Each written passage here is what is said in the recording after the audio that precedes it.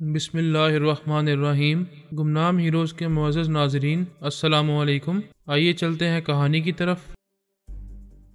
اس کے ہاتھوں میں ہاتھ آتے ہی انابیلا کا دل تیزی سے دھڑکنے لگا، چیخ چیخ کر کہنے لگا کہ وہ ایسے ہی ہاتھوں کی گرفت میں پہلے بھی آ چکی ہے۔ کیا تمام مردوں کا لمس ایک سا ہوتا ہے؟ مجھے ایسا کیوں لگ رہا ہے کہ جیسے یہ میرا اپنا ہے اور میں اسے جنم جنم سے جانتی ہوں۔ میں اپنا ہاتھ نہیں چھڑاؤں گی، اسے اپنے ساتھ رکھوں گی۔ یوں بھی مجھے ایک مضبوط اور قابل اعتماد محافظ کی ضرورت ہے۔ میں خیال خوانی کے ذریعے اسے مزید قابل اعتماد بناتی رہوں گی، یہ میرا غلام بن جائے گا۔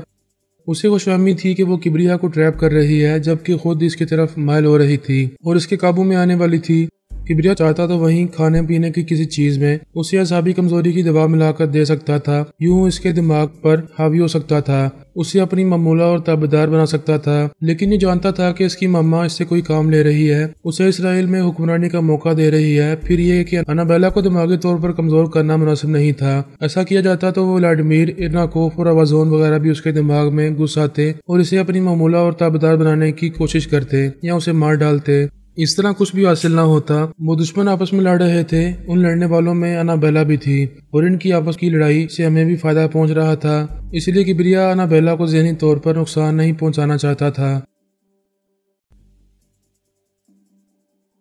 ولادیمیر دوشنبے سے روانہ ہو کر اسلام آباد پہنچ گیا۔ وہاں اس کے طلسمی آلے نے بتایا کہ شیوانی مشرق کی طرف ہے۔ اس نشاندہی کے مطابق اسے پاکستان کے مشرقی حصے کے آخری شہر لاہور تک جانا تھا۔ وہاں پہنچنے تک وہ آلہ بتاتا رہتا کہ سفر کے دوران میں سمت بدلنی چاہیے یا نہیں۔ وہ شیرٹن ہوٹل کے کمرے میں تھا اور خیال خوانی کے ذریعے معلوم کرنا چاہتا تھا کہ عدنان کا ذہن ایک خیال پر مرکوز ہوا ہے یا نہیں۔ جب وہ 3 گھنٹے پہلے اس کے دماغ میں پہنچا تھا تو اس وقت وہ گہری نیند میں تھا۔ اب وہ بیدار ہو چکا تھا، لیکن اس کے خیالات گڑمڑ ہو رہے تھے۔ وہ مایوس ہو کر دماغی طور پر حاضر ہو گیا۔ اب یہ انتظار تھا کہ شاید 1 آدھ گھنٹے میں وہ نارمل ہو جائے گا اور اس کے خیالات پڑھے جا سکیں گے۔ یہ خیال تھا کہ عدنان جس کے ساتھ بھی ہے وہ اسے ماریشس کے کسی علاقے میں لیے پھر رہی ہے۔ ولادیمیر دوشنبے سے اسلام آباد تک سفر کے دوران میں خیال خوانی کے ذریعے معلوم کرتا رہا تھا کہ کتنے 4 یا 5 برس کے بچے اپنے والدین کسی مرد کے ساتھ یا کسی عورت کے ساتھ کہیں جا رہے ہیں اور کہیں سے آ رہے ہیں۔ تمام ایئر ویز کمپنیوں کے کمپیوٹرز کے ذریعے یہ معلوم ہو سکتا تھا کہ کتنے مسافر اپنے 4 یا 5 برس کے بچوں کے ساتھ آئے ہیں یا کہیں جانے والے ہیں۔ ان کے نام، پتے اور فون نمبرز بھی معلوم کیے جا سکتے تھے۔ کئی گھنٹے گزرنے کے بعد ولادیمیر ارناکوف، آوازون وغیرہ کو یہ معلوم ہو گیا کہ عدنان جس کے ساتھ ہے وہ ایک عمر رسیدہ عورت ہے۔ اس کا نام جولیانا واٹسن ہے۔ وہ اسرائیل کے شہر تل ابیب کی رہنے والی ہے۔ سفر کے دوران بھٹک کر ماریشس پہنچ گئی ہے۔ اب وہاں سے جب بھی جائے گی تو اپنے ہی ملک، اپنے ہی شہر تل ابیب جائے گی۔ وہ تمام خیال خوانی کرنے والے ایسی تمام فلائٹس پر نظر رکھے ہوئے تھے جو اسرائیل کے شہر تل ابیب یا یروشلم جانے والی تھیں، اور مسافروں میں جولیانا واٹسن کے نام کی طرف توجہ دے رہے تھے کیونکہ اس کا پاسپورٹ اسی نام سے تھا۔ وہ تبدیل نہیں کر سکتی تھی اور اسے اسی نام سے 4 برس کے بچے کو لے کر تل ابیب جانا تھا۔ انابیلا نے انہی تمام پہلوؤں کو پیش نظر رکھ کر یہ سوچا تھا کہ ٹیلی پیتھی جاننے والے اس فلائٹ کی طرف دھیان نہیں دیں گے جو استنبول جا رہی ہے، لہذا وہ جولیانا واٹسن کو عدنان کے ساتھ استنبول بلا رہی تھی۔ ولادیمیر ہوٹل کے کمرے میں آرام سے بیٹھا ہوا سوچ میں گم تھا۔ ایسی وقت چونک گیا، خیال خوانی کی لہریں محسوس ہوئیں۔ اس سے پہلے کہ وہ سانس روکتا، ارناکوف نے کہا، میں بول رہی ہوں، اپنا کوئی نیا فون نمبر بتاؤ۔ اس نے نمبر بتائے، پھر سانس روک لی۔ وہ واپس چلی گئی۔ کوئی ٹیلی پیتھی جاننے والا کسی کو اپنے دماغ کے اندر نہیں آنے دیتا۔ اس نے تھوڑی دیر کے لیے ارناکوف کو آنے دیا تھا۔ یہ یقین تھا کہ وہ کوئی شیطانی حرکت کرے گی، اس سے دشمنی کرنا چاہے گی تو اس سے پہلے ہی وہ سانس روک لے گا۔ اگر وہ زلزلہ پیدا کرنا چاہے گی تو اس نے خود پر کالا عمل کیا ہوا تھا، اس لیے اس کا دماغ اتنی جلدی زلزلے سے متاثر نہیں ہو سکتا تھا۔ موبائل فون کا بزر سنائی دیا۔ اس نے اسے آن کر کے کان سے لگایا، پھر کہا، ہاں بولو۔ وہ بولی، میں نے تمہارے اندر چند سیکنڈ رہ کر اتنا تو معلوم کیا ہے کہ تم پاکستان کے دارالحکومت اسلام آباد کے شیرٹن ہوٹل میں ہو۔ تم پکی چڑیل ہو، ذرا سا موقع پاتا ہی تم نے میرے بارے میں معلومات حاصل کر لی ہیں۔ اگر میں یہاں ہوں تو تم کیا کرو گی؟ صرف یہ پوچھوں گی کہ پاکستان میں کیا کر رہے ہو، وہاں جنوبی ایشیا کی طرف کیوں گئے ہو؟ میں ایک اہم خبر سناؤں گا تو تم یقین نہیں کرو گی۔ تم سناؤ، میں یقین کروں یا نہ کروں، معلوم تو ہو کہ وہ اہم خبر کیا ہے۔ وہ یہ کہ انامیریا شیوانی پھر زندہ ہو گئی ہے۔ یہ کیا بکواس ہے؟ وہ دوبارہ کیسے زندہ ہو سکتی ہے؟ کیا ہم کالا عمل نہیں جانتے ہیں؟ کیا ہم آتما شکتی کے بارے میں معلومات نہیں رکھتے؟ کیا آتما شکتی کے ذریعے اسے دوسری زندگی حاصل نہیں ہو سکتی؟ دوسری طرف ارناکوف کچھ دیر تک چپ رہی، پھر قائل ہو کر بولی، ہاں ایسا ہی ہوا ہوگا، لیکن ایسا کس نے کیا ہوگا؟ وہ کون ہے جس نے انامیریا کی آتما کسی دوسرے جسم میں پہنچا دی ہے؟ مجھے یہی معلوم کرنا ہے، میں اسی کی تلاش میں یہاں آیا ہوں اور میرا طلسمی آلہ اس کی تلاش میں مجھے جہاں لے جائے گا میں جاؤں گا، اور مجھے یہ یقین ہو رہا ہے کہ اسی نامہریہ نے عدنان کو اغوا کیا ہے۔ ادناکوف نے کہا، ہماری معلومات کے مطابق عدنان کو کوئی عورت لے جا رہی ہے اور وہ عمر رسیدہ ہے۔ اسے کیا فرق پڑتا ہے؟ ہو سکتا ہے اس پار نامہریہ کی آتما کسی بوڑھی عورت کے جسم میں پہنچی ہو، یا پھر وہ جوان ہو لیکن اس نے بوڑھی عورت کا میک اپ کر رکھا ہو۔ وہ بولی، تمہاری بات دل کو لگ رہی ہے اور واقعی ایسا ہو بھی سکتا ہے، لیکن ہم انابیلا کو کیوں نظر انداز کر رہے ہیں؟ کیا وہ کوئی مکاری نہیں دکھا سکتی؟ پہلے بھی اس نے بڑی مکاری سے عدنان کو اغوا کیا تھا، پھر میری بیٹی تاشا کے منتروں سے عدنان اس کے چنگل سے نکلا تھا، لیکن پھر بھی تاشا اسے قابو میں نہ کر سکی، اور انابیلا اسے دوسری بار قابو میں کر کے کہیں لے جا رہی ہے۔ یعنی ہمیں صرف انامہریہ کے بارے میں نہیں، انابیلا کے بارے میں بھی سوچنا ہوگا۔ وہ بچہ ان دونوں میں سے کسی کے ہاتھ لگ گیا ہے اور وہ اسے چھپاتی پھر رہی ہے۔ تمہارے طلسمی آلے کے مطابق وہ جنوبی ایشیا کی طرف گئی ہے، جبکہ عدنان اس عورت کے ساتھ ماریشس میں ہے۔ یعنی انامہریہ مشرق کی طرف ہے تو وہ بچہ مغرب کی طرف ہے۔ میرے اندر یہ بات بیٹھ گئی ہے کہ اس بچے کو انابیلا ہی کہیں لے جا رہی ہے۔ کچھ بھی ہو، میں یہ جانتا ہوں کہ انامہریہ کا تعلق عدنان سے بہت گہرا ہے، کیونکہ وہ اس کی ماں ہے اور وہ ماں ہر قیمت پر عدنان تک پہنچے گی۔ اس طرح میں اس کے پیچھے اس بچے تک پہنچ جاؤں گا۔ یہ تمہارا اپنا طریقہ کار ہے۔ مجھے تو یہ دیکھ کر اطمینان ہو رہا ہے کہ تم ماریشس کی طرف نہیں جا رہے ہو، اس کے برعکس جنوبی ایشیا کی طرف بڑھ رہے ہو۔ یہ کیا بات ہوئی؟ ویسے بھی ہم سب اب تک اس بچے سے دور ہی دور رہے ہیں، خیال خوانی کے ذریعے، کالے عمل کے ذریعے اس کے قریب پہنچتے رہے ہیں۔ میرے جنوبی ایشیا کی طرف جانے سے تمہیں کیوں اطمینان ہو رہا ہے؟ اس لیے کہ میرا بیٹا آوازون ماریشس پہنچنے والا ہے۔ اگر عدنان وہاں ساتھ نہ آیا تو وہ سیدھا اسرائیل جائے گا اور تل ابیب شہر میں اس بچے کا انتظار کرے گا۔ اس لیے اطمینان ہے کہ وہاں تمہارے جیسے ایک دشمن سے ٹکراؤ نہیں ہوگا۔ باقی جو دشمن ہیں ان سے ہم نمٹ لیں گے۔ یہ کہہ کر اس نے فون کا رابطہ ختم کر دیا۔ سونیا برداشت نہیں کر سکتی تھی کہ اس کا پوتا بار بار ادھر سے ادھر بھٹکتا رہے، دشمنوں کے ہتھے چڑھتا رہے اور اس کے ذہن کو نقصان پہنچتا رہے۔ وہ اپنا ہینڈ بیگ لے کر فوراً ہی کاٹے سے نکل آئی، اس کے دروازے کو لاک کر کے کار میں بیٹھ کر ایک پرائیویٹ ایئر فلائنگ کمپنی میں پہنچ گئی۔ وہ بابا صاحب کے دائرے میں جا کر جناب تبریزی سے ملنا چاہتی تھی، ان سے التجا کرنا چاہتی تھی کہ اب بہت ہو چکا، اس کے پوتے کو بابا صاحب کے دائرے میں آ جانا چاہیے۔ شرپسندوں نے ایسا ہنگامہ برپا کیا ہے کہ صرف جناب تبریزی ہی روحانی ٹیلی پیتھی کے ذریعے انہیں شکست دے سکیں گے۔ وہ کار کے ذریعے 2 گھنٹے میں بابا صاحب کے دائرے تک جا سکتی تھی، لیکن ذہنی پریشانی اور پوتے کی جدائی اس قدر تڑپا رہی تھی کہ وہ اتنی لانگ ڈرائیونگ کے لیے تیار نہیں تھی۔ ہیلی کاپٹر میں بیٹھ کر 15 منٹ کے اندر وہاں پہنچ جانا چاہتی تھی۔ اس نے ایک ہیلی کاپٹر اپنے لیے ریزرو کرایا، اس کے لیے اضافی رقم ادا کی، پھر پائلٹ کے ساتھ اس ہیلی کاپٹر میں بیٹھ کر وہاں سے روانہ ہو گئی۔ ایسے وقت میں نے اس کے پاس آ کر پوچھا، کہاں جا رہی ہو؟ اور کہاں جانا ہے؟ بس ایک آخری امید رہ گئی ہے، میں جناب تبریزی کے پاس جا رہی ہوں، وہی میرے پوتے کو باحفاظت واپس لا سکیں گے۔ میں نے کہا، سونیا، ہم نے بڑی طویل زندگی گزاری ہے اور ہمیشہ جدوجہد میں مصروف رہے ہیں، بڑے بڑے شہزادوں کو شکست دیتے رہے ہیں، بڑی بڑی الجھنوں سے نکلتے رہے ہیں، لیکن اس بار میں بھی کچھ تھک گیا ہوں۔ اس کا مطلب یہ نہیں ہے کہ ہمت ہار گیا ہوں۔ وہ بولی، میں سمجھ رہی ہوں، ہم نے کبھی ہمت نہیں ہاری ہے، آئندہ بھی مرتے دم تک حوصلہ مند رہیں گے، لیکن پوتے کی محبت ایسی ہے کہ ہمیں اندر سے توڑ رہی ہے۔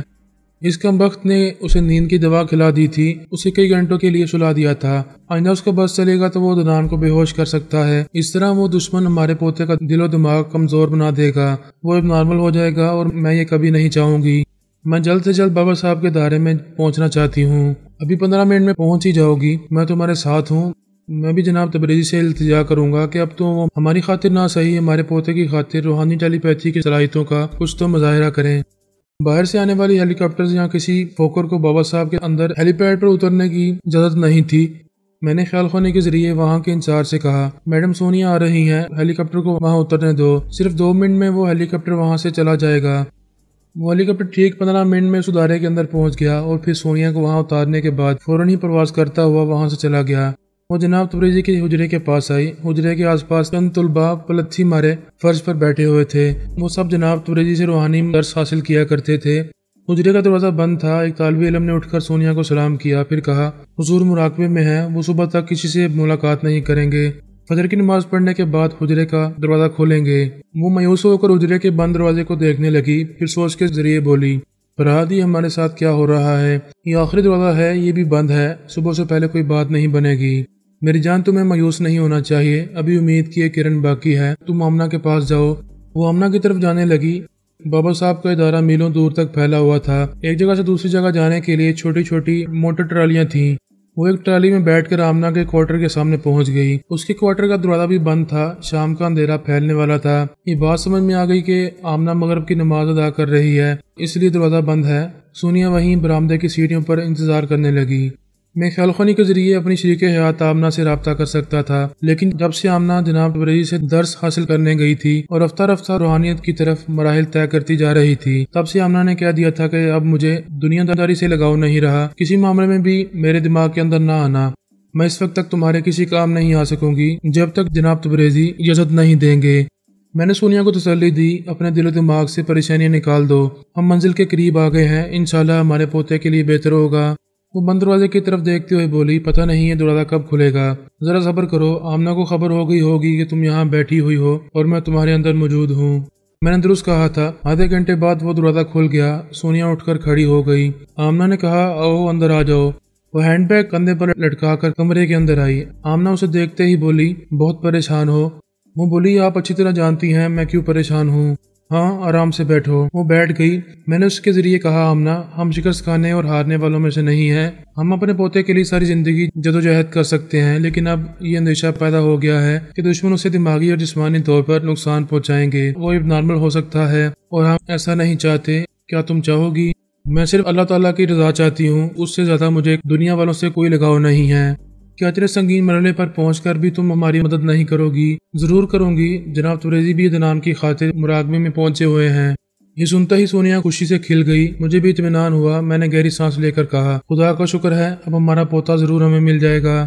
آمنہ نے کہا، فرات، اس وقت تم ہندوستان کے شہر ناگپور میں ہو، 3 گھنٹے بعد آدھی رات ہونے والی ہے، اور آدھی رات کو وہاں کیا ہونے والا ہے یہ تم اچھی طرح جانتے ہو، اور تم پہلے ہی منصوبہ بنا چکے ہو۔ ہاں، میں نے ایک ٹھوس منصوبہ بنایا ہے۔ ایک خطرناک جادوگر جگل بھٹاچاریہ کو خاک میں ملانا ہے۔ تو پھر وہاں جاؤ۔ یہاں کیا کر رہے ہو؟ کیا وہ تانترک مہاراج ہمارے پوتے کو نقصان پہنچا رہا ہے؟ تم وہاں جاؤ گے تو تمہیں بہت کچھ معلوم ہو جائے گا، لیکن جانے سے پہلے میرے دماغ میں چند سیکنڈ کے لیے آؤ۔ سونیا نے کہا، آمنہ، اب میں آپ کے دروازے سے اسی وقت جاؤں گی جب ہمارا پوتا ہمیں مل جائے گا۔ انشاءاللہ وہ صبح تک اس ادارے میں موجود ہوگا اور تم اسے کلیجے سے لگا کر پیار کر سکو گی۔ سونیا خوشی سے اچھل کر کھڑی ہو گئی اور آمنہ کے قدموں میں آ کر گر گئی۔ اس سے لپٹ کر بولی، میں آپ کا احسان زندگی بھر نہیں بولوں گی۔ آمنہ نے اس کے سر پر ہاتھ پھیرتے ہوئے کہا، پاگل ہو گئی ہو، وہ میرا بھی تو پوتا ہے، کیا میں احسان کروں گی؟ چلو اٹھو اور معبود برحق کا شکریہ ادا کرو۔ میں آمنہ کے دماغ میں پہنچا تو وہ روحانی ٹیلی پیتھی کی پرواز کرتی ہوئی ایک نوجوان لڑکی کے اندر پہنچی، پھر مجھے وہاں چھوڑ کر بولی، بس میں جا رہی ہوں۔ وہ رخصت ہو گئی۔ اس کے جاتے ہی میں نے اس لڑکی کے خیالات پڑھے تو حیران رہ گیا۔ وہ انیتا تھی، چنڈال جوگیا کی بیٹی۔ میں حیران اس لیے ہوا تھا کہ میں انیتا کے نئے روپ کے بارے میں کچھ نہیں جانتا تھا، اس کی آواز اور لہجہ کبھی نہیں سنا تھا، اور روحانی ٹیلی پیتھی کے ذریعے اس کے اندر پہنچ گیا تھا۔ دل کو بڑا اطمینان ہو رہا تھا، حالات بدل رہے تھے۔ آمنہ، جناب علی اسد اللہ تبریزی اور اس ادارے کے دوسرے روحانی پیشوا کبھی ہماری روحانی طور پر مدد نہیں کرتے تھے، دنیا والوں سے کنارہ کشی کیے رہتے تھے۔ اب ایک طویل مدت کے بعد جناب تبریزی راضی ہو گئے تھے اور وہ مراقبے میں تھے، ہمارے عدنان کے لیے کچھ کر رہے تھے۔ ادھر آمنہ نے بھی روحانی ٹیلی پیتھی کے ذریعے مجھے انیتا کے پاس پہنچا دیا تھا، تو اس کی بھی کوئی وجہ تھی۔ بہرحال اب یہ سار پیدا ہو رہے تھے کہ اب کالے جادو کی غلاظت ختم ہونے والی ہے۔ اب سے پہلے میری داستان میں ایک بہت بڑا موڑ آیا تھا، جب تمام ٹیلی پیتھی جاننے والے یا تو مر گئے تھے یا ان سے ٹیلی پیتھی کا علم چھین لیا گیا تھا۔ اس کے باوجود رفتہ رفتہ پتہ نہیں کیسے اور کہاں کہاں ٹیلی پیتھی جاننے والے اور کالا جادو جاننے والے پیدا ہو گئے تھے۔ ہمارے سب سے محترم بزرگ جناب تبریزی میدان عمل میں آئے تھے، تو اس کا مطلب یہی تھا کہ روحانیت کے ذریعے آتم شکتی اور کالے جادو کا توڑ ہونے والا ہے اور وہ سب فنا ہونے والے ہیں۔ میں نے انیتا کے خیالات پڑھے تو پتہ چلا کہ وہ کار میں بیٹھ کر ہائی وے کی اس چوکی پر آئی ہے جو شہر سے باہر ہے۔ چنڈال نے خیال خوانی کے ذریعے اسے بتایا تھا کہ وہ وہاں پہنچنے والا ہے، لہٰذا وہ بھی ادھر چلی آئے تاکہ وہ اپنے باپ کو اپنی موجودہ رہائش گاہ پر لے جا سکے۔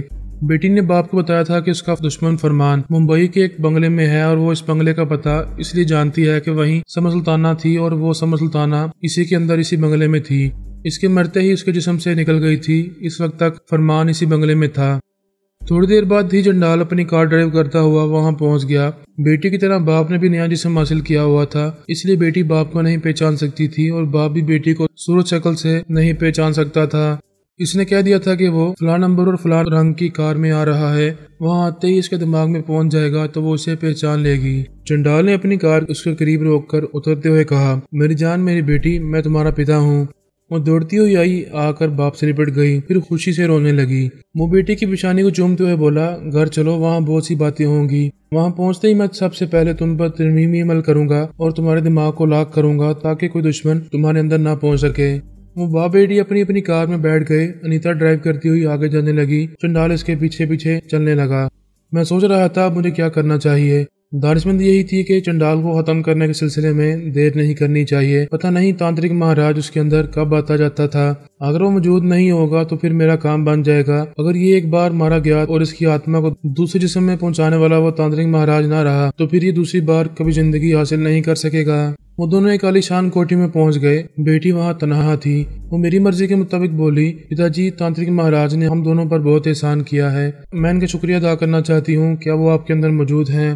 اس نے کہا، نہیں بیٹی، وہ موجود نہیں ہیں، آج وہ بہت مصروف رہیں گے، میں ان سے رابطہ بھی نہیں کر سکوں گا، انہوں نے منع کیا ہے، وہ خود ہی میرے دماغ میں آ کر مجھ سے بات کریں گے۔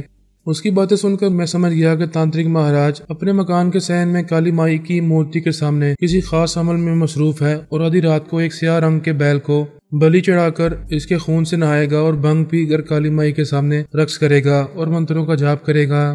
اتنا تو یقین ہو گیا کہ اب میں چنڈال کے ساتھ جو کچھ بھی کروں گا ایسے وقت تانترک مہاراج موجود نہیں رہے گا۔ چنڈال جو گیا بیڈ روم میں آ گیا تھا اور بیٹی سے کہہ رہا تھا، تم بیڈ پر چاروں شانے چت لیٹ جاؤ، بدن کو ڈھیلا چھوڑ دو، میں تم پر عمل کروں گا۔ وہ میری مرضی کے مطابق بولی، میں نے آپ کے لیے ایک بہت ہی مہنگا اور خوبصورت گفٹ خرید کر رکھا ہے، پہلے میں آپ کو دکھانا چاہتی ہوں۔ وہ تیزی سے چلتی ہوئی الماری کے پاس آئی، اس کا ایک پٹ کھولا تو وہاں کپڑوں کے درمیان ایک ریوالور رکھا ہوا تھا۔ وہ ریوالور ہاتھ میں لے کر پلٹی، پھر اس کا نشانہ لیتے ہوئے بولی، آپ کے لیے یہ گفٹ ہے۔ وہ ایک دم سے چونک کر بولا، بیٹی یہ کیا کر رہی ہو؟ اس سے پہلے کہ وہ بیٹی کے دماغ میں آ کر اسے ریوالور پھینک دینے پر مجبور کرتا، میں نے گولی چلا دی۔ گولی اس کے ایک بازو میں لگی، وہ دوسرے ہاتھ سے اس بازو کو تھام کر لڑکھڑا گیا۔ میں انیتا کو چھوڑ کر اس کے دماغ میں پہنچ گیا۔ انیتا ایک دم سے گھبرا گئی، ریوالور اس کے ہاتھ سے چھوٹ گیا۔ وہ دوڑتی ہوئی آ کر باپ سے لپٹ گئی، روتے ہوئے بولی، پتا جی یہ کیا ہو گیا، یہ میں نے کیا کیا؟ پتا جی آپ یقین کریں، میں نے جان بوجھ کر ایسا نہیں کیا۔ وہ تکلیف سے کراتے ہوئے بولا، ہاں بیٹی میں سمجھ گیا، کوئی دشمن تمہارے ذریعے میرے اندر پہنچ گیا ہے۔ میں نے کہا، ہاں چنڈال میں پہنچ گیا ہوں، کیا تم مجھے میرے لہجے سے پہچان سکتے ہو؟ وہ گولی کھانے کے باوجود نہیں چکرایا تھا، لیکن میری آواز اور لہجہ سنتے ہی چکرا گیا، پیچھے ایک صوفے پر دب سے گر گیا۔ میں نے پوچھا، کیا خیال خوانی کر سکو گے، اپنے تانترک مہاراج کو بلا سکو گے؟ وہ یہی کوشش کر رہا تھا، دماغ کمزور ہو گیا تھا، پھر بھی خیال خوانی کی پرواز کرنا چاہتا تھا۔ میں نے اس کے دماغ میں زلزلہ پیدا کیا تو وہ ایک دم سے چیخ مار کر تڑپنے لگا۔ میں اسے زندہ رہنے کی مہلت نہیں دینا چاہتا تھا۔ انیتا میری مرضی کے مطابق پھر وہاں گئی جہاں ریوالور فرش پر پڑا ہوا تھا۔ اس نے اسے اٹھایا، پھر دونوں ہاتھوں میں تھام کر اپنے باپ کا نشانہ لیا۔ ایک گولی اس کے سینے میں ماری، دوسری گولی اس کی پیشانی پر۔ اس کے ساتھ ہی اس آتما شکتی والے کی آتما جسم سے پرواز کر گئی۔ نہ جانے کہاں گئی ہوگی، لیکن اتنا یقین ہو گیا کہ اب وہ کبھی کسی کے جسم میں داخل نہیں ہو سکے گی، کیونکہ نہ تو چنڈال کو منتر پڑھنے کا موقع ملا تھا اور نہ ہی اس کے لیے منتر پڑھنے والا تانترک مہاراج وہاں موجود تھا۔ انیتا دونوں ہاتھوں سے ریوالور لیے گمسم کھڑی تھی، باپ کی لاش کو دیکھ رہی تھی۔ یقین نہیں آ رہا تھا کہ اس نے اپنے ہاتھوں سے باپ کو قتل کیا ہے۔ میں نے کہا، انیتا بس بہت ہو چکا، تم شیطانی زندگی جی رہی ہو، تمہاری موت قدرتی طور پر بہت پہلے ہو چکی ہے، لیکن تمہارا شیطان باپ تمہیں ایسی زندگی دیتا رہا ہے، لہٰذا میں نہیں چاہتا کہ اب تم زندہ رہو اور پھر فساد برپا کرو۔ اس نے میری مرضی کے مطابق ریوالور کی نال کو اپنی پیشانی سے لگایا، پھر ٹریگر دبا دیا۔ ٹائیں کی آواز کے ساتھ ہی وہ فرش پر گر پڑی، اس کے ساتھ ہی میری سوچ کی لہریں اس کے دماغ سے نکل آئیں۔ دماغ مردہ ہو چکا تھا، اس کی آتما بھی پرواز کر چکی تھی اور اب کبھی کسی کے جسم میں داخل ہونے والی نہیں تھی۔ وہاں میری سوچ کی لہروں کے لیے کوئی دماغ نہیں رہا تھا، اس لیے میں دماغی طور پر حاضر ہو گیا۔ ٹیلی پیتھی کی دنیا میں چنڈال ایک طویل عرصے تک کالے عمل کی جادوگری دکھاتا رہا تھا۔ اس نے طرح طرح کی شیطانی تماشے کیے، اس غرور میں مبتلا رہا کہ کبھی نہیں مرے گا، عارضی موت کے بعد ہمیشہ نئی زندگی حاصل کرتا رہے گا۔ آج اس کا غرور ٹوٹ گیا تھا، اس کے ساتھ ہی اس کی بیٹی بھی ہمیشہ کے لیے ختم ہو چکی تھی۔ ایسے وقت تانترک مہاراج اپنے ایک خاص عمل میں مصروف تھا۔ وہ اس بہت بڑے نقصان سے بے خبر تھا کہ اس کا ایک ٹیلی پیتھی اور کالا جادو جاننے والا معمول اور تابعدار مر چکا ہے۔ میں نے سونیا کے پاس آ کر پوچھا، کیا تم سوچ سکتی ہو کہ آمنہ نے روحانی ٹیلی پیتھی کے ذریعے مجھے کہاں پہنچایا تھا؟ میں آمنہ سے مزید کوئی بات نہ کر سکی، وہ ہمارے دنان کے لیے پھر روحانی عمل میں مصروف ہو گئی۔ بائی دا وے، تم کہاں پہنچے تھے؟ آمنہ نے مجھے انیتا کے دماغ میں پہنچایا تھا، اس کے ذریعے میں چنڈال جوگیا تک پہنچ گیا۔ میں نے کالا جادو کرنے والے اس شیطان کو مار ڈالا ہے۔ یہ بات سمجھ میں آتی ہے کہ آمنہ اور جناب تبریزی ایسی شرپسندی اور کالے جادو کو ختم کر دینا چاہتے ہیں جو ہمارے لیے پریشانی کا باعث بن رہے ہیں۔